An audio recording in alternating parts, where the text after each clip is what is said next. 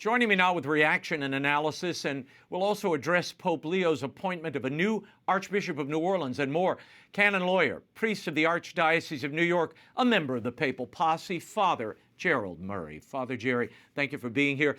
Your reaction as a canonist to what you heard from Bishop Paprocki, particularly speak to that Canon 915, which Durbin is obviously in violation of. Tell me what that means, the implications, and I guess it was the bishop before Bishop Paprocki who invoked it. Yes, no, the bishop is very precise. He's a canon lawyer himself. He spoke well. He talked about the real nature of scandal. Scandal is not just shock. It's leading people to commit sin through example or word. And Canon 915 says that Holy Communion shall not be administered to people who manifestly and obstinately persist in grave sin. So what this is, it's the category, it used to be called public sinner in the former code of canon law, but in the revised code from 1983, the language has shifted, but the reality is the same. And it's a judgment that someone who is doing something that objectively contradicts the gospel in a serious manner is going to do spiritual harm to himself and to others by receiving Holy Communion. And the spiritual harm consists in the thought that the church has normalized or approved of what was formerly considered sinful behavior, because otherwise, why would she give Holy Communion to that person? So that's what's at stake here. Father, what do you make of Cardinal Cupich's justification for honoring Senator Durbin, a Catholic? He says, the Cardinal does, that he's celebrating his promotion of immigration, that these life issues, including the non-negotiable sin of abortion, are all part of this tapestry of life, and they have to be considered so by Catholics and Catholic politicians. Your thoughts? Well, I think he's straining for a reason to honor someone he agrees with on most issues, but not on abortion. But abortion doesn't disqualify him from receiving an honor in the mind of Cardinal Cupich. And I'm very troubled by that, because by giving the honor, he's conveying to people the message he doesn't really care that Senator Durbin is a promoter of legalized abortion. Yeah. That's what people are going to think, no matter what Cardinal Cupich says about, well, it's only honoring part of his life. When you give a Lifetime Achievement Award, as Bishop Paprocki said, you're honoring the totality of the man's life. And what he's achieved in regards to abortion is horrendous. Yeah. Abortion is a crime. It kills our unborn brothers and sisters. Yeah. We should have nothing to do with giving an honor to a man who does that. Yeah. Well, there is growing support for Bishop Paprocki and his fraternal correction here. And we should state for the record that, you know, this is a suffragan of the Metropolitan Archbishop. Cardinal Cupich is the Metropolitan of the state, of the area, or the region.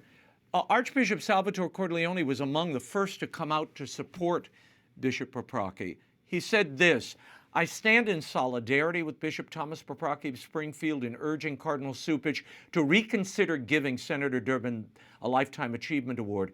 And he goes on here. And his problem is the long record of supporting legal abortion. I hope this will be a clarion call to all members of the body of Christ to speak out to make clear the grave evil that is the taking of innocent human life. Your reaction? I mean, since he stepped forward, Father, Archbishop Cordileone, we've seen a cascade of bishops coming. Do you expect others to come forward? I think others will, and I'd encourage them to do so, because, you know, what happens in Chicago doesn't stay in Chicago. This is a national outrage. Dick Durbin is a senator in Washington. He's on the media a lot. He's a Catholic who promotes an horrendous crime of abortion. He should not be honored by a Catholic diocese. And you know, when you talk about a consistent ethic of life, as Cardinal Cupich does, well, Senator Durbin does not have a consistent ethic of life, because he believes that unborn children do not have the right to life. And that is a horrendous way to deal with the law. You're using the law to authorize the killing of some people who have no reason to be killed, except that they're in the womb, and the government says, go ahead and kill them. This is wrong. It shouldn't happen. I think Cardinal Cupich has to withdraw this award if he wants to maintain that unity in the church, which is based on truth, not simply that everybody's going to smile when a cardinal says, I'm doing this. I want to move on to an important appointment made by Pope Leo, important to me especially.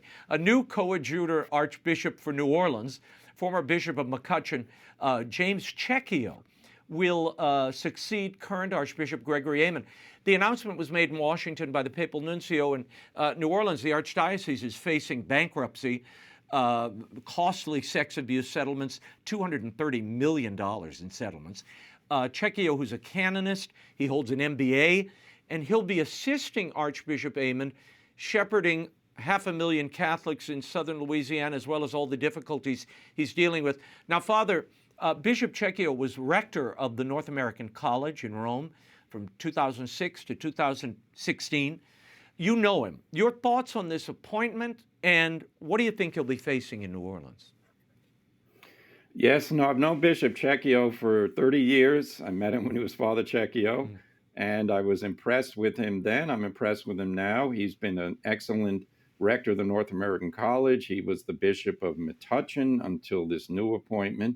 That's a neighboring diocese in New Jersey to where I am. And I know from interactions with him that he is a true shepherd of souls, and that he is kind to his priests. He supports Catholic education. He's definitely pro-life and has taken steps to, ensure the pro-life message gets support in his diocese, and measures are taken to help women who have difficult pregnancies. He's a smart man, as you said, canon lawyer, and also an MBA. New Orleans, you know better than I do, but my familiarity with that diocese says they're going to need a shepherd who can, go from visiting a parish and greeting school children to sitting down with a bunch of lawyers and MBAs and people like that to hammer out, payment schedules and just compensation to victims of sex abuse. So I think this is a very good appointment, and I think that the priests and people in New Orleans are blessed with Bishop Checchio's appointment as their archbishop. Yeah, no. Congratulations to Bishop Checchio, whom I knew too when he was Father Checchio. Before we run out of time, independent Vatican journalist Diane Montagna recently released a wide-ranging interview with Cardinal Gerhard Mueller, the former head of the Vatican's doctrinal office. In it, Mueller offers observations on a story we reported last week, the World Meeting of Human Fraternity, or on Human Fraternity.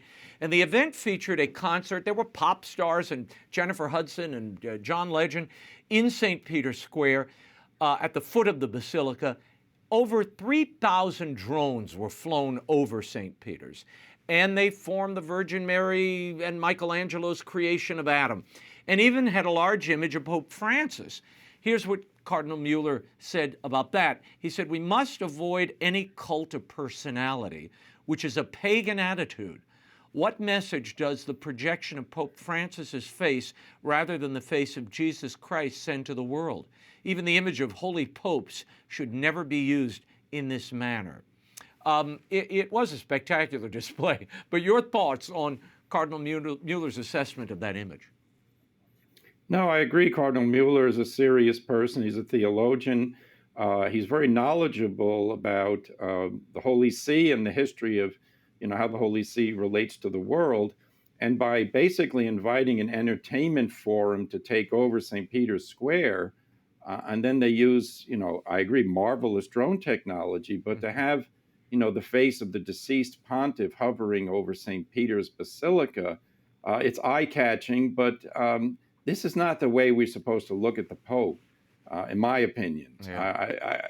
So I find that the broader question here is, why in the world is the Catholic Church, the Holy See, getting into the entertainment business? This is not what it's all about. I love entertainment, but I do not go to St. Peter's Square to hear John Legend. Yeah. This is not, people contribute to, to support the Holy See through the Peter's Pence. It's not to pay for a soundstage. It's to help promote the mission of the church. Yeah, well, so you're not going to be there for the comedy night in St. Peter's Square. We're not opening. We're not inviting you to the open mic at Pete's. We're not doing that, Father. Well, there's always a lot of comedy in Rome. And, exactly. Intentional or unintentional. Yeah, but we certainly. Why in the world would you obscure the beautiful facade with essentially, a small-time version of what goes on in Giant Stadium when you have big concerts? Yeah. Yeah. No, it was. I watched it and thought. I mean, it was beautiful, but it misplaced. It was just not the right setting for that. They could have done it in the gardens. They could have done it in somewhere doing the Colosseum. Why do you have to do it outside of St. Peter's? Yeah, it disturbs the sacrality of the place. Go to the Circus Maximus. Right. Well, when they do it inside a mosque, they can call me. Father Jerry, as always, thank you for being here. You're welcome, Raymond.